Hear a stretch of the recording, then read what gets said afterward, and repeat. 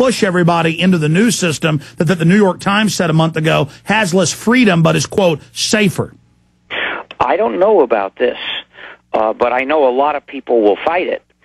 For instance, the Free Software Foundation is not going to start posting its stuff through somebody else's server. We run our own servers. And I hope that other people will continue to do so. So basically, the more we build the original, real, true web, so it's really a battle of architecture then, and then we choose, just like you would choose to buy organic food to then build that market so you have more choices, we choose to use the open licensed software and things? Well, of course, I'm not in favor of making software open. I speak of free software because it's freedom respecting. Sure. And there are other people who are, basically the people who like this software, but they don't want to talk about freedom. They coined another term, which is, quote, open source, unquote, which is a way they can promote their views where they don't want to talk about that issue. So it's all a semantical fight. Well, thank you for educating me. Explain it.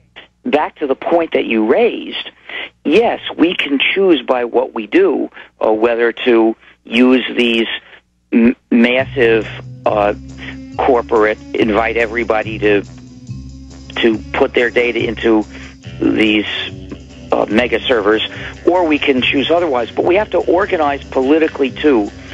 We can't expect individual choice and market mechanisms to always protect our freedom. We have to organize to protect our freedom. We have to do it intentionally. All right, stay there, sir. Amazing information. Can't wait to get into some other topics with you and talk about the organization as well. Richard Stallman's our guest, internet icon. Sir, is it better to just have folks go to gnu.org, the foundation there? Or what are some other sites folks can visit to read your writings and analysis and breakdowns? GNU.org, GNU.org, is the website about the GNU system and the free software movement. The Free Software Foundation has a website, FSF.org, and there you can find things like resource information, lists of useful free programs, lists of hardware devices that don't require any non-free programs, people who provide support as a business for free software, and other useful things. And you can also join the Free Software Foundation, which is the main way that we pay our staff. Now, I'm a volunteer, but the staff get paid. Sure, folks should definitely join that because we probably wouldn't have as much freedom as we have now if it wasn't for you guys. Again, I'm no IT guy. I can barely send an email. But just because I do lease a lot of servers and CDNs and own some, I know some about it. And always talking to IT people, they talk about how the free software that you're discussing, and then they semantically call it open source to try to, take away the branding and semantically control it, is a lot harder to break into, a lot harder for people to control. It works a lot better because Microsoft and everybody else, they want everything set up so they can backdoor it, they can control it. That also leaves the doors open to other bad guys, doesn't it? Well, sometimes it does and sometimes it doesn't. But because I won't claim that every non-free program is badly written. Those people are not all stupid. Some of them are very capable. It's just that they don't respect your freedom.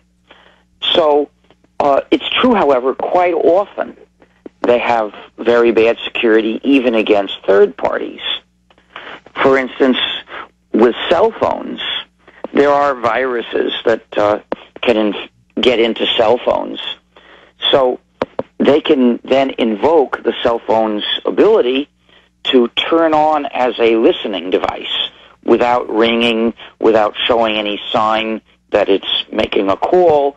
It's still listening to the sound that comes in to the microphone, like whatever conversation you're having with people, and sending that to whoever. But you may be safer if you use a cell phone that's all free software. And there are some. There is the Open Moco phone. I don't know how well that's working yet. And I think if you get the professional version of the Google phone, then that's really free software. Although I'm not sure all of it is free software. Amazing. Long segment coming up. This one's short, but another question. and again, all these IT people and hackers send me this stuff, and it's mainline Pentagon reports and Air Force Cyber Command San Antonio, and it's the general commanding their forces to attack our own internet, to test its strengths and weaknesses. And then I've seen hackers have told me, and I've seen some blurbs about how it's really the government hacking the hospitals and hacking power plants to then have a pretext to bring in more of their own control. Are you familiar with governments false flagging or staging attacks on their own systems as a pretext to get more funding and control? Well, I don't know about any instances of that on the internet. That's not what I specialize in. So I haven't read news about a thing like that I recall. But it wouldn't surprise me that much. I mean, if you could have the Gulf of Tonkin incident, and you could have the supposed weapons of mass destruction in Iraq, then I guess why wouldn't they lie about who is? I wouldn't put it past them to stage such an attack and lie about it. But that doesn't mean that I know that they're doing so. Sure. Yeah, that really wasn't in the news. I mean, there were a few stories. It's mainly bizarre hour-long video briefings with the Air Force and people. And, I mean, I'm sure you did hear about the head of cybersecurity a couple months ago quit and said the feds are taking over the web. I won't be part of this. I mean, when their own head of cybersecurity quits, I think we have a big problem here. Yeah, I didn't read about that. And now that I've heard it from you, I'll take a look. Yeah, there's so much going on. I can't keep track of it all either, and it was only in a few articles. When we come back, I want to talk about how do we save the internet? How do we expand it? How do we make it more free versus the architecture that it seems to be leaning towards? Go ahead and start down those lines, sir. Well, my work will help you make sure that your computer is under your control. But beyond that, there's nothing that each one of us can directly do.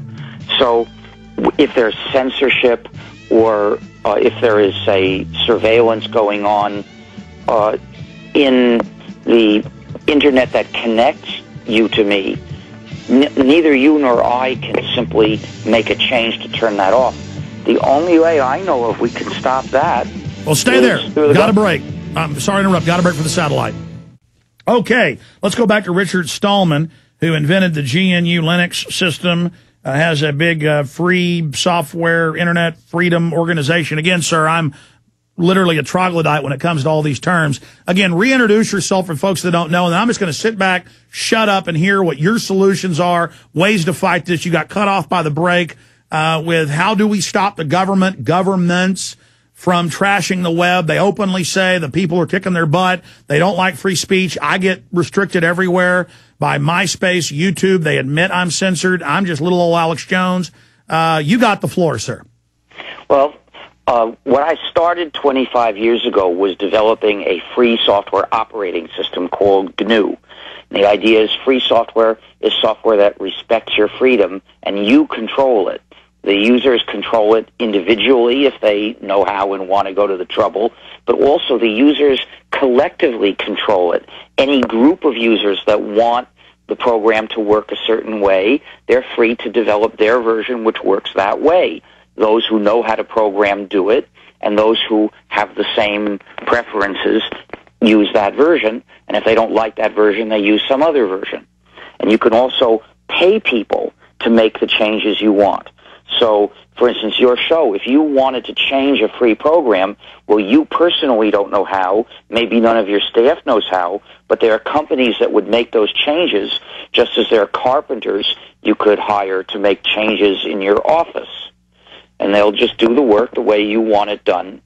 And if you want to change it again some other day, you can hire somebody else, because nobody has a monopoly. It's a free market, this business of support for free software. And so does that allow a kind of evolution? It seems like where the non-free softwares are stagnant, except for minor changes, this accelerates development, doesn't it? Well, it may or may not. I won't claim that all non-free programs are stagnant. That depends how much work the developer is putting in. But regardless of whether it makes fast progress or slow progress, it makes progress in the direction that the developer wants. And if there's something the developer doesn't want you to be able to do, like, for instance, access a certain file more than 5 times.